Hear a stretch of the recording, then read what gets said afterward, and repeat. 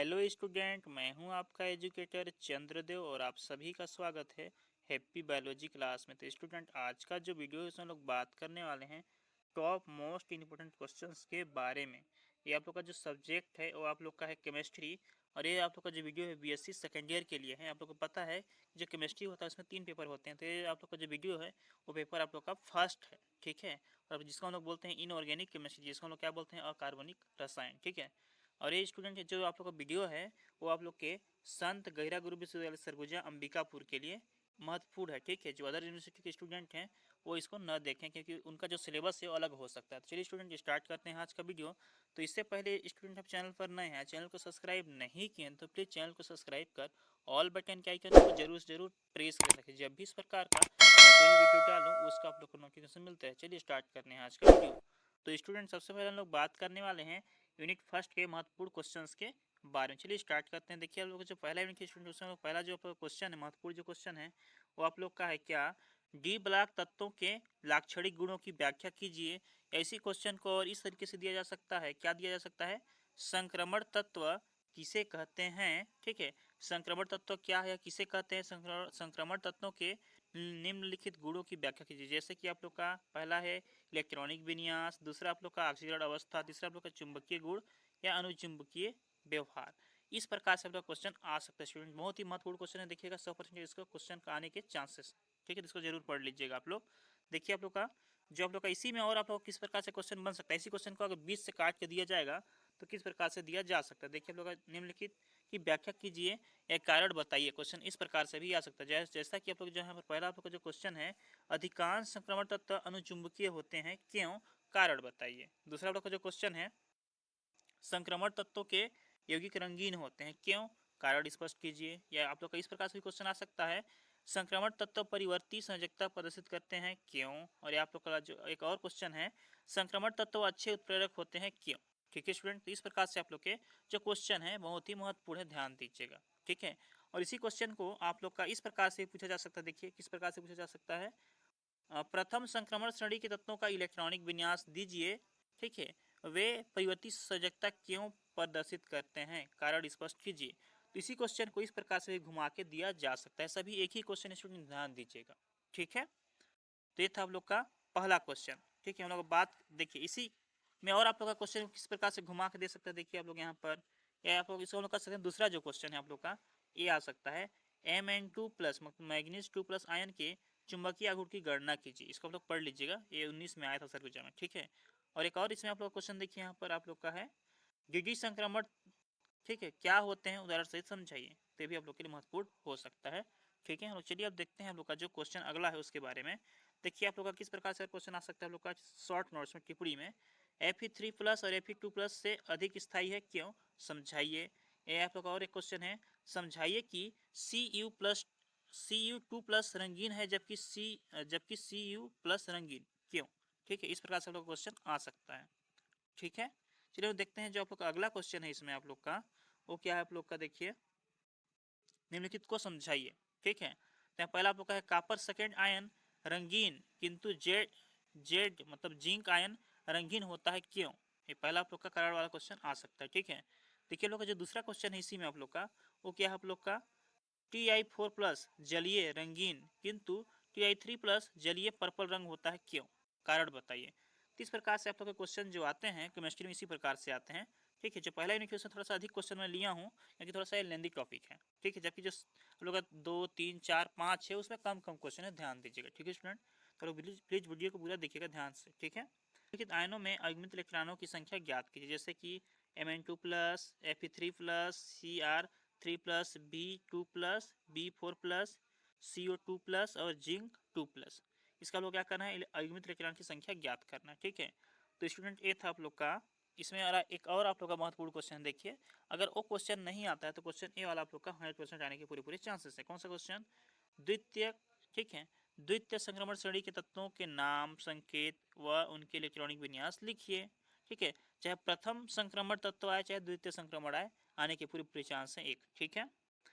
और एक और देखिए और आप लोग एक महत्वपूर्ण क्वेश्चन है, क्या है आप लोग का ZR जिरकोनियम और HF हाफनियम दोनों आकार में लगभग समान होते हैं, क्यों, समझाइए, ठीक है। इस प्रकार से और आपको क्वेश्चन घुमा फिरा कर आ सकता है। HF4+ आयन आकार में ZR4+ आयन से छोटा होता है क्यों? ठीक है, तो ये सभी आप लोग के कारण वाले क्वेश्चन है, तो आते रहते हैं, आप लोग को ध्यान दीजिएगा। और एक और लास्ट आप लोग क्वेश्चन जो है यूनिट फर्स्ट का, वो आप लोग का है कमरे के ताप पर पारा द्रव के रूप में होता है क्यों?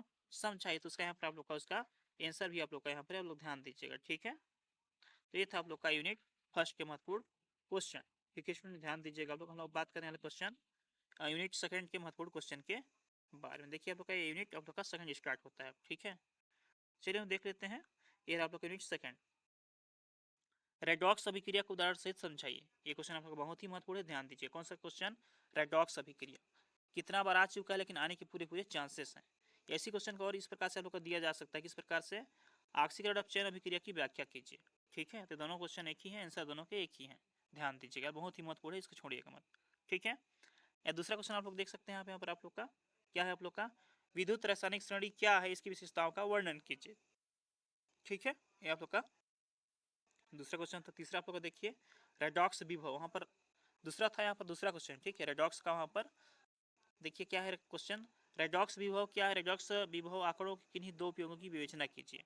ठीक है, या रेडॉक्स विभव आंकड़ों के उपयोग पर संक्षिप्त टिप्पणी लिखिए। मतलब रेडॉक्स विभव वाला जो क्वेश्चन है बहुत ही महत्वपूर्ण है, ध्यान दीजिएगा। चाहे वो वाला रेडॉक्स वाला है, उन सब आप लोग का देखिए यहाँ पर जो दिया था क्वेश्चन, ये वाला रेडॉक्स अभिक्रिया है चाहे रेडॉक्स विभव है, दोनों में से एक आने के पूरे पूरे चांसेस हैं। ठीक है, और एक आप लोग क्वेश्चन उसके साथ क्या है आप लोग का विद्युत रासायनिक श्रेणी भी इंपॉर्टेंट है। ये आप लोग का तीसरा क्वेश्चन था दूसरा यूनिट का। देखिए आप लोग का चौथा जो महत्वपूर्ण जो क्वेश्चन है क्या है आप लोग का, धातु ऑक्साइड के कार्बन द्वारा अपचयन मतलब पायरो धातु कर्म की व्याख्या कीजिए। ये भी क्वेश्चन आप लोग के आ सकते हैं। ठीक है, देखिए हम लोग बात करते हैं इसका जो खंड ब है, आप लोग को पता है दो दो खंड होते हैं सभी यूनिट में आप लोग के। देखिए इसमें आप लोग का जो पहला क्वेश्चन है द्विक लवण व संकुल लवण को उदाहरण सहित समझाइए, बहुत ही महत्वपूर्ण है अभी। ठीक है, वैसे ये 12 में आया था, उसके बाद से नहीं आया, लेकिन इस पूरी पूरी चांसेस हैं आने के। ठीक है, द्विक लवण और संकुल लवण। ठीक है, देखिए आप लोग का जो अगला क्वेश्चन है ये बहुत ही महत्वपूर्ण है, ध्यान दीजिए, थोड़ा जूम कर देता हूँ मैं। देखिए क्या है आप लोग का दूसरे यूनिट का जो अगला क्वेश्चन है, बर्नर के उप सहसंयोजकता का सिद्धांत, बहुत ही महत्वपूर्ण है, ध्यान दीजिएगा। ठीक है, बर्नर का उप सहसंयोजकता का सिद्धांत, वेरी इंपॉर्टेंट। अगला आप लोग का जो क्वेश्चन है ध्यान दीजिए, क्या क्वेश्चन है आप लोग का, किलेशन शब्द से आप क्या समझते हैं, इसी को किलेट क्या है ना, किलेट के ऊपर टिप्पणी लिखिए। क्वेश्चन बार बार आते हैं और आते रहते हैं और आने के पूरे पूरे चांसेस है। कौन सा आप लोग का? किलेट। ठीक है, तो आप लोग का महत्वपूर्ण क्वेश्चन है, ध्यान दीजिएगा स्टूडेंट। हम लोग बात करने वाले हैं यूनिट थर्ड के महत्वपूर्ण क्वेश्चन के बारे में। ठीक है स्टूडेंट, देखिए हम लोग देखते हैं। चलो यूनिट थर्ड का जो पहला क्वेश्चन है वो आप लोग का है संयोजकता बंध सिद्धांत के आधार पर धातु लिगेंड बंध को समझाइए। तो जो आपका संयोजकता बंध सिद्धांत है ना, बहुत ही महत्वपूर्ण क्वेश्चन है, ध्यान दीजिएगा। इसी में आप लोग का एक और क्वेश्चन संयोजकता बंध सिद्धांत से, देखिए संयोजकता बंध की सीमाएं है ना, क्या चीज़ की सीमाएं आता है लिखने के लिए कभी कभी, तो बहुत ही महत्वपूर्ण है, वैसे आने के पूरे पूरे चांसेस हैं, आ सकते हैं। आप लोग का जो अगला क्वेश्चन है वो आप लोग क्या है, क्रिस्टल क्षेत्र सिद्धांत की व्याख्या कीजिए। ठीक है, यह संयोजकता बंध के सिद्धांत पर किस प्रकार भिन्न है। ठीक है, ये क्वेश्चन है, यह आप लोग का क्रिस्टल क्षेत्र सिद्धांत की सीमाएं। तो क्रिस्टल क्षेत्र सिद्धांत बहुत ही महत्वपूर्ण क्वेश्चन है, 100% आने के चांसेस रहते हैं इस क्वेश्चन की। ठीक है, देखिए यहाँ पर मैं लिख भी दिया हूँ 100% चांस है आने का इस क्वेश्चन को, है ना, मेरे हिसाब से लगता है कि आएगा ये। क्रिस्टल क्षेत्र सिद्धांत के आधार पर अष्ट, ठीक है, फलकीय संकुल और चतुष्फलकीय संकुलों में डी कक्षकों के विपाटन या विस्फुटन को समझाइए, बहुत ही महत्वपूर्ण, ध्यान दीजिएगा, क्वेश्चन बार बार आता है आप लोग का। ठीक है, क्रिस्टल क्षेत्र सिद्धांत के अष्टफलकीय चतुष्फलकीय संकुलों में डी कक्षकों का विपाटन। ठीक है, यहाँ पर उसी क्वेश्चन को और अलग अलग तरीके से पूछा जा चुका है, आप लोग ध्यान दीजिएगा। ठीक है, तो ये था आप लोग का महत्वपूर्ण क्वेश्चन, हम लोग बात करने वाले हैं अब इसको थोड़ा एक और क्वेश्चन है, देखिए इससे रिलेटेड आप लोग का क्रिस्टल क्षेत्र विभाजन या विस्फोटन ऊर्जा क्या है, इसको प्रभावित करने वाले कारकों का वर्णन कीजिए। ठीक है, तो ये आप लोग का बहुत महत्वपूर्ण क्वेश्चन है, ध्यान दीजिएगा स्टूडेंट। देखिए आप लोग का अगला जो क्वेश्चन है इसी में वो है आप लोग का समतल वर्गाकार संकुलों में डी कक्षकों का विपाटन। ठीक है, इसमें समतल वर्गाकार में, तो भी महत्वपूर्ण क्वेश्चन है ना।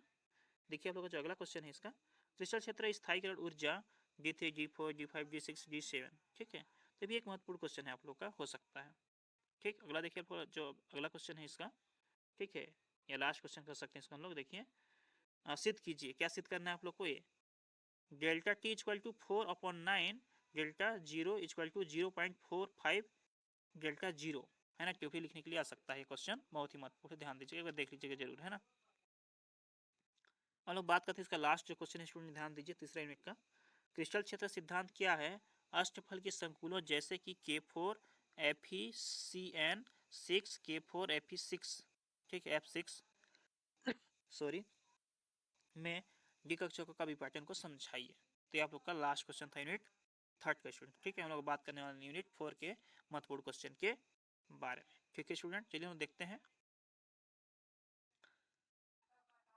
तो अब हम लोग बात करने वाले यूनिट 4 के महत्वपूर्ण क्वेश्चन के बारे में। देखिए हम लोग का जो पहला क्वेश्चन है स्टूडेंट, वो आप लोग का क्या है, लैंथेनाइट तत्वों से आप क्या तात्पर्य है, इसके या इनकी इलेक्ट्रॉनिक संरचना को समझाइए। कौन सा क्वेश्चन है, लैंथेनाइट तत्व से आप क्या समझते हैं, ठीक है। ये बहुत ही महत्वपूर्ण है, ध्यान दीजिएगा, आने के पूरे पूरे चांसेस हैं।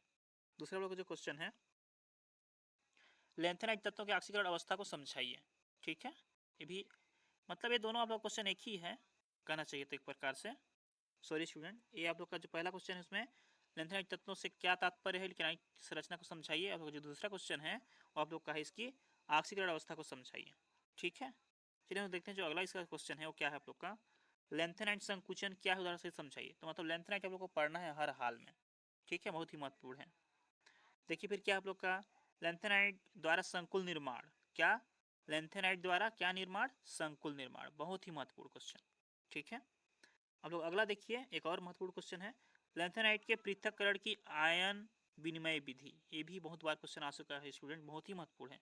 13, 16, 18, 21 में आया है, मतलब इसको छोड़ना नहीं है आप लोग को, ठीक है, आने के पूरे पूरे चांसेस हैं। अब हम लोग बात करते हैं इसका जो पार्ट ख है या बी पार्ट है इसका यूनिट 4 का।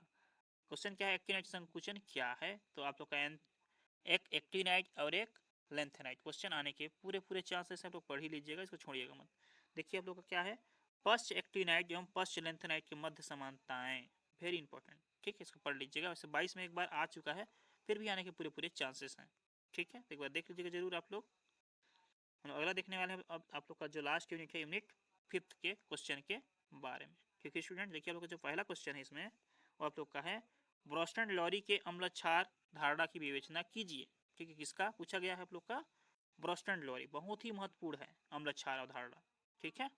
उपयोगिताएं भी पूछा है और सीमाएं भी, ध्यान दीजिएगा, ठीक है, इसकी उपयोगिताएं और सीमाएं।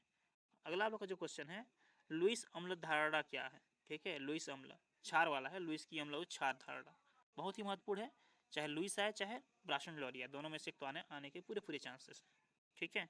और इसी में क्वेश्चन आप लोग का देखिए इस प्रकार से पूछा जा सकता है आप लोग का, निम्नलिखित अम्लों में से कौन सा प्रबलतम है और क्यों। तो यहाँ पर आप लोग का जो दिया है कोष्टक में देखिए, HClO, HClO2, HClO3, HClO4 आप लोग बताना है, ठीक है।